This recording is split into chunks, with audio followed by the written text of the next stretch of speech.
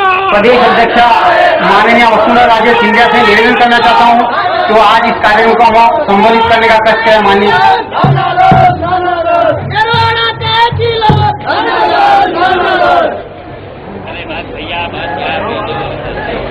अभी टिकट नहीं बट रहे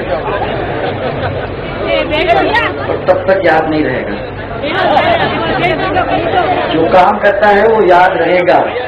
जनता की आवाज होगी तो मेरे तक पहुंच जाएगी। मंच पर उपस्थित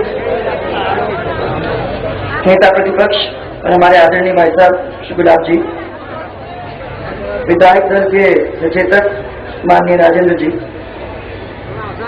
हमारे विधायक सोम जी बिरला, भारतीय जनता पार्टी के प्रदेश महामंत्री श्री रामचरण जी, माननीय चुन्नी लाल जी, पूर्व मंत्री माननीय सुरेंद्र सिंह जी, हमारे पूर्व सांसद महावीर जी, जिला अध्यक्ष महोदय और ऋषभ देव मंडल के अध्यक्ष मांगीलाल जी और खेरवाड़ा मंडल के अध्यक्ष दौलत राम जी, और मेरे सामने मंच पे और इधर सब लोग बैठे हुए मेरे भारतीय जनता पार्टी के नेता कार्यकर्ता बंधु, इतनी सारी संख्या में बैठी हुई सब मेरी माताएं बहनें, सबसे पहले तो आपको प्रणाम करना चाहूंगी इस बार। और मेरे सामने बैठे हुए मेरे बुजुर्ग और भाइयों, आप लोगों को भी पूरी तरह से मैं झुक के नमन करना चाहती हूँ। वाकई में इस बार ये 4 दिन हो गए और 4 दिन के अंदर जो महिलाओं का जमावड़ा मैंने देखा है, इससे मेरे को मालूम पड़ जाता है, क्योंकि पब्लिक मीटिंग हो जाती है, पब्लिक मीटिंग के अंदर लोग भी आ जाते हैं, परंतु पब्लिक मीटिंग के अंदर इतनी संख्या में जब महिलाएं आती हैं तो वाकई में क्षेत्र के अंदर लोग दुखी हैं। यह दुख इतनी सारी महिलाएं यहां बैठी हैं, उनके चेहरों पर, आप लोग सबके चेहरों पर देखने को मुझे मिल रहा है। ये भाई साहब बिल्कुल सही कह रहे हैं कि 60 वर्ष एक परिवार का अगर राज होता है, एक पार्टी का राज होता है, तो हम तो ये समझते हैं कि कुछ तो काम करके छोड़ा होगा। 5 साल भारतीय जनता पार्टी का अभी राज जो हुआ, उसके अंदर जो काम हुए, जो आपने मांगा, कभी पैसे की कमी नहीं हुई, काम हुए, बिजली आई, आप लोगों ने कॉलेज बनाने की बात करी, जो आप लोगों ने हमारे सामने बात रखी उसको पूरा करने की हमने कोशिश की पूरे राजस्थान के अंदर, और 5 साल के अंदर हमने बीमारू प्रदेश को अपने पैर पे खड़ा करने का काम किया। ये 5 साल में हुआ भाइयों और बहनों।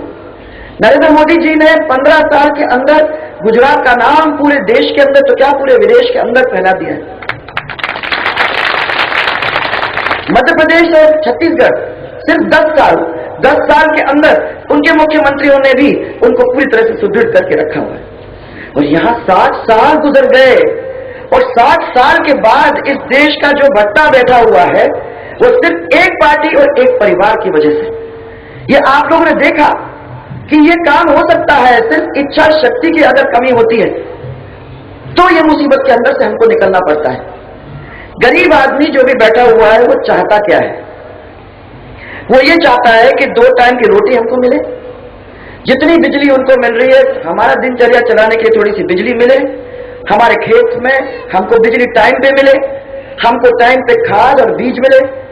हमारा नौजवान चाहता है कि हमको थोड़ी सी पढ़ाई मिल जाए, लाइट मिले तो हम अपनी किताब को पढ़ सकें, रोजगार का समय जब आता है तो रोजगार हमको मिले, इतना ही तो चाहता है। और 60 साल में क्या हम इनको ये नहीं दे सके तो हमको चुल्लू भर पानी में डूब के मर जाना चाहिए। कैसी सरकार, कैसे लोग हैं ये जिन्होंने लेने में तो कभी कमी नहीं छोड़ी, हाथ आगे कर करके जो लेना था आपकी जेब को काट काट के जो लेना था उन्हें लेने में कमी नहीं करी।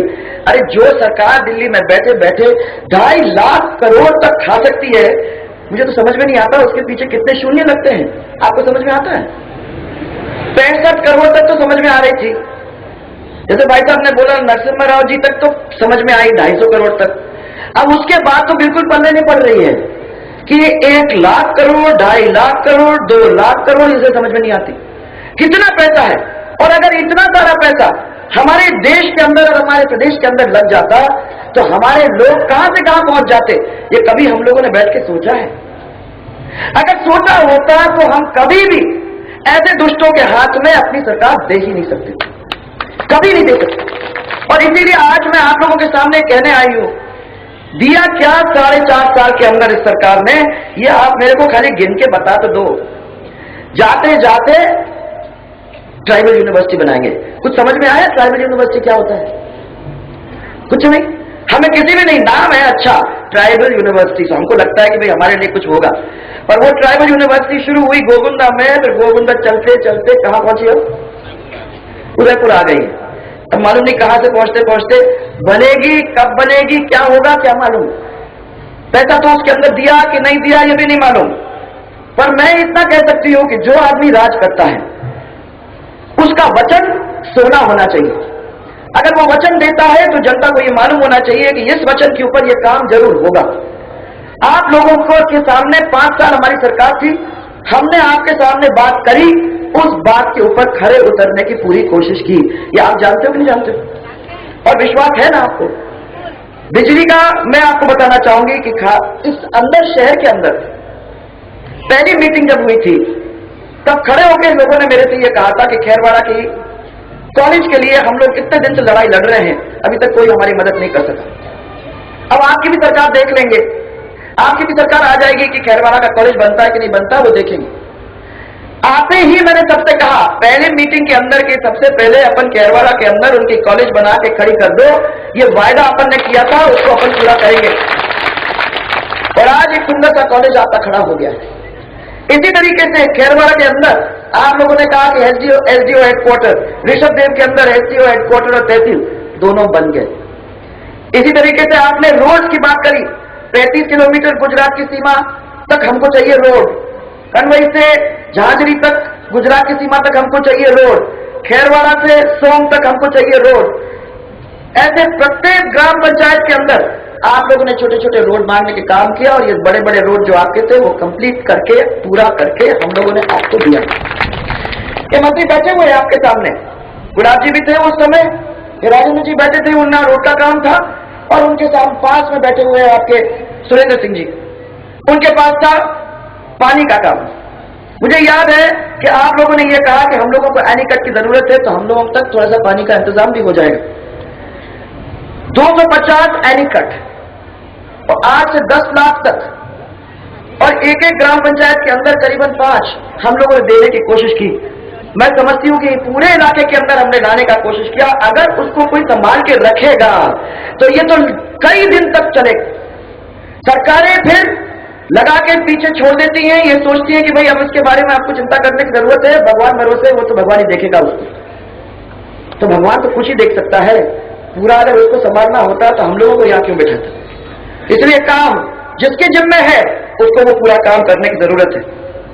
परंतु मैं ये पूछना चाहती हूं कि जो घोड़ाखुद का डैम, जिसकी सिंचाई 250 के माने आबादी के गांव तक थे ना, घोड़ाखुद बांध अपना, वो भी अपन लोगों ने पूरा करके सबको दिया था। पर मैं ये पूछना चाहती हूं, हाँ 4 MCFT का था, ऋषभदेव को कांगड़ा डैम का पानी पहुंचा क्या? नहीं पहुंचा। आपके स्थानीय आपके ये ऋषभदेव के CHC के अंदर कितने डॉक्टर की पोस्टिंग है और कितने पद रिक्त थे? मेरे हिसाब से 14 तो पद हैं और उसमें से 12 रिक्त, मैंने कोई डॉक्टर नहीं है। पर आपको मुफ्त दवाई मिल रही है? हाँ मिल रही है, मुझे मालूम है, क्योंकि अखबार के अंदर इतने बड़े बड़े विज्ञापन आ रहे हैं और जयपुर के अंदर टेलीविजन पे तो ये आ रहा है कि आप लोगों को सबको मुफ्त दवाई मिल रही है। और आज से एक और बहुत बड़ी आपको तोहफा मिल गया है कि मुफ्त जांच भी हो जाएगी। बस इतना ही सोचना भूल गए वो कि कौन करेगा जांच और कौन बांटेगी दवाई, बस इतना ही रह गया ना। तो छोटा सा काम है, देखा जाएगा। हम लोगों ने अपनी तरफ से तो काम अपना कर दिया। ये सरकार, टीचर आपके स्कूल में है कि नहीं? अरे क्या कहते हो आप, हर चीज के ऊपर नहीं मत बोलना, कहीं तो बोलना। हाँ आप पीछे बैठे हो, स्कूल आपके खुले हैं, टीचर है। आपको मैं बता दूं कि भर्ती हमारे समय के अंदर 10 लाख बच्चों की भर्ती हुई थी, 54,000 लोगों की भर्ती अब हुई है। मैं पूछना चाहती हूं कि 4.5 साल के अंदर अगर भर्ती की होती तो इतने पोस्ट आप लोगों को खाली दिखाई नहीं देते।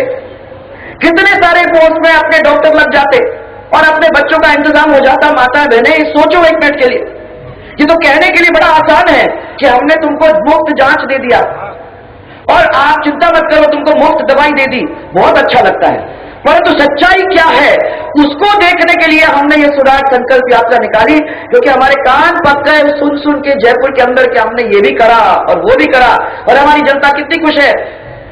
ये यात्रा हमने उसलिए की है कि हम आके आप लोगों के बीच में आपसे पूछे खुश हो, और अगर खुश होते तो इतनी भारी तादाद में मुझे नहीं मिलते, मुझे नहीं लगता। तो मुझे तो लग रहा है कि यहाँ तो दाल में काला है। सड़क की क्या हालत है वो देखते हुए मैं आई हूं। कोई चीज है जो बनी है, जो हुई है, जिससे आदमी खुश होकर ये कह सकता है कि ऐसी सरकार को हम फिर से लाएं। अब पैसे बांटने का काम आ गया है। इलेक्शन के 6 महीने पहले आपको दबाना, डराना, धमकाना और पैसे बांटना, ये चीज कांग्रेस अच्छी तरह से जानती है। बचाती है पैसे, 5 साल काम नहीं करना, पैसा बचाना, क्योंकि इलेक्शन के पहले पैसा बांटना। आई समझ में? पहले आपने वो बांटना है। तो जो मैंने कहा था अपनी बच्चियों के लिए, जो 9वीं को पास करेगा उसको साइकिल मिलेगी, और जो 12वीं को पास करेगा 75% मार्क्स मिलेगा उसको स्कूटी। तो उनको स्कूटर साइकिल मिल जाता तो कितना अच्छा होता। अब हम स्कूटर भी नहीं देंगे, साइकिल भी नहीं देंगे, उसकी जगह में हम आपको पैसा देंगे, 2500 रुपए, 2500 रुपए हम देंगे। महानरेगा के अंदर माता बहने जो काम करता था 100 दिन पूरा करता था तो उसको हम लोग साड़ी लुगड़ी दिया करते थे। आज उसने कह दिया नहीं नहीं नहीं, ये नहीं, अब 2100 रुपए दे दो, 2100 रुपए दे दो। इनको लग रहा है कि आपके ईमान को हम खरीद लेंगे, इलेक्शन के टाइम में ये सब वोट हम खरीद लेंगे। तो मैं उनको याद दिला दूं कि प्रधानमंत्री ने कुछ दिन पहले यही कहा था कि ये पैसे पेड़ पे नहीं उगते। तो हमारी तरफ से सुन लो प्रधानमंत्री जी कि हमारे वोट भी पेड़ों में नहीं उगते। जो हमारा काम करता है, जो हमारे लिए पीड़ा करता है, मुसीबत लेता है, झेलता है और हमारे काम के लिए लगता है, ऐसों के लिए हम वोट देना चाहते हैं। हम किसी के मुट्ठी के या किसी के जेब के वोट नहीं है। हमारी इज्जत हमारे लिए प्यारी